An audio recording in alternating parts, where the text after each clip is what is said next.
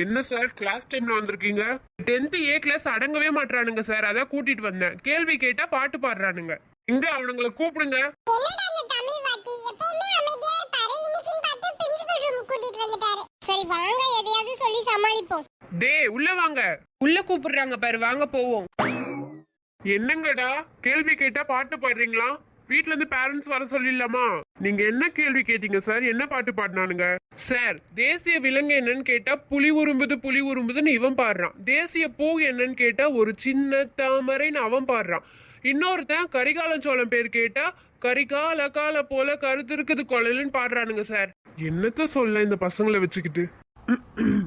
3 பேரும் வெளியே போய் நீல் டவுன் போடுங்க, அப்பதான் திரும்ப இந்த மாதிரி பண்ண மாட்டீங்க. Okay sir. நீங்க கிளாஸ் போங்க சார், கொஞ்ச நேரம் நீல் டவுன் போடட்டும். Okay sir. நல்லவேளை கிளாஸ்க்கு போகாம நீல் டவுன் போட சொன்னாரு. அடுத்த பீரியட் மேக்ஸ் தப்பிச்சோம். மேக்ஸா? அவன் எடுக்கிற முடிவு நமக்கு சாதகமா தான் இருக்கு. ஆனா என்ன இப்படி முட்டு போட்டுருந்தா கால் ரொம்ப வலிக்கும், எழுந்திருக்கவே முடியாது. ஒரு பீரியட் முடிஞ்சோனே எழுந்து ஓடிடுவோம். ஆமா மேக்ஸ் பீரியட் வரைக்கும் அப்படியே முட்டு போட்டுருந்தா பரவாயில்ல, அதுக்கு மேல எல்லாம் போட முடியாது. அதுக்கு மேலெல்லாம் போட சொல்ல மாட்டாங்கடா, அனுப்பிடுவாங்க. 2 hours later. எம்மா கால்லாம் உடையுது.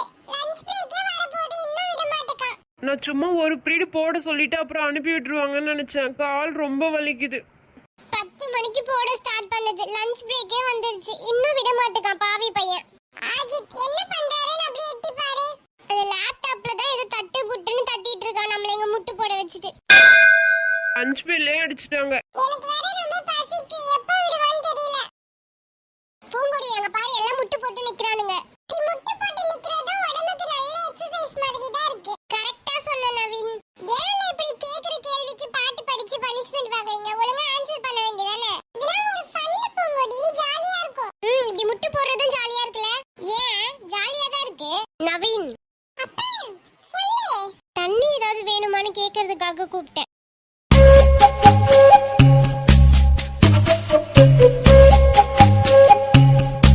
உன்னதான் கேட்டேன். கார்த்தி உனக்கு தண்ணி வேணுமா? வேணா அப்பர்னா. Okay okay. திமிர பாத்தியால அதுக்கு? என்ன மட்டும் கேட்கவே இல்ல. லே நவீன் இவன் ஒருத்தன். இருங்க நான் போய் தமிழ் ஐயாவை கூட்டிட்டு வரேன். ஃபாஸ்டா கூட்டிட்டு வா டிப்புங்கடி. பிரியா வாட்டி போய் கூட்டிட்டு வருவோம். வா போலாம். கால் வேற ரொம்ப வலிக்குது. அந்த அப்பர்னா பிள்ளை வந்து பேசுறப்ப உனக்கு வலிக்கலல? அப்பையும் தான் வலிச்சது, வெளிய காட்டிக்கல. சரி இரு கொஞ்ச நேரம் தான், அப்புறம் கிளாஸ்க்கு போயிரலாம். நான் சொன்ன பாத்தியா நீ நம்பல, எப்படி முட்டு போட்டு நிக்கறானுங்க பாரு. அட ஆமா. எட்டி இங்க என்ன எக்ஸிபிஷன் நடக்குது, எல்லாரையும் கூட்டிட்டு வந்து காட்டிட்டு இருக்க? கோவப்படாதல அஜித். நவீன் உங்க பேக்ல இருக்க லஞ்ச் எடுத்துட்டு வந்து கொடுக்கட்டுமான்னு கேட்க தான் வந்தோம். எப்படி இப்படியே முட்டு போட்டு திங்கணுமா? சரி கிளாஸ்க்கு போங்கடி, நாங்களும் வலிக்காத மாதிரி எவ்வளவு நேரம் தான் நடிக்கிறது.